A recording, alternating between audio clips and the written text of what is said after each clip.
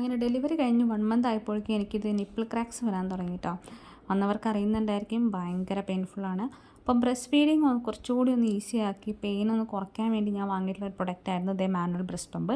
അപ്പോൾ നമ്മൾ ലൗലാപ്പിൻ്റെയാണ് വാങ്ങിയിട്ടുള്ളത്, ആമസോണിൽ നിന്നായിരുന്നു ഓർഡർ ചെയ്തത്. അപ്പോൾ അതിൻ്റെ കൂടെ നമുക്കിത് ഇതുപോലൊരു ഫീഡിങ് ബോട്ടിൽ ഉണ്ടായിരിക്കും വിത്ത് ക്യാപ്പ്. ഇതെല്ലാം സെപ്പറേറ്റഡ് ആയിട്ടായിരിക്കും ബോക്സിൽ ഉണ്ടാവുക. ഞാൻ യൂസ് ചെയ്യാൻ തുടങ്ങിയതുകൊണ്ടാണ് ഞാനിതെല്ലാം കണക്ട് ചെയ്ത് വെച്ചിരിക്കുന്നത്. പിന്നെ ഒരു ഡസ്റ്റ് ക്യാപ്പ് ഉണ്ടായിരിക്കും. ദെൻ 2 ബ്രസ്റ്റ് പാഡ് അവരതിൽ പ്രൊവൈഡ് ചെയ്യുന്നുണ്ട്. ദെൻ നമ്മളുടെ പമ്പ് ചെയ്യുന്ന മെയിൻ പോർഷനായിട്ടുള്ള ഈ പമ്പ് ചെയ്തെടുക്കുന്ന ആ ഒരു പാർട്സാണ്.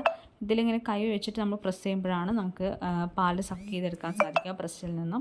സോ അത് കുറച്ചുകൂടി ഈസി ആക്കാനായിട്ട് നമുക്ക് എക്സ്ട്രാ ഒരു സിലിക്കോണിൻ്റെ ഒരു പോർഷൻ കൂടി തന്നിട്ടുണ്ട്. അപ്പോൾ ഇതിലൂടെ ആയിരിക്കും പാല് കളക്ട് ചെയ്യുന്ന പാല് നമ്മുടെ ഫീഡിംഗ് ബോട്ടിലോട്ടേക്ക് വീടുന്നുണ്ടാവുക.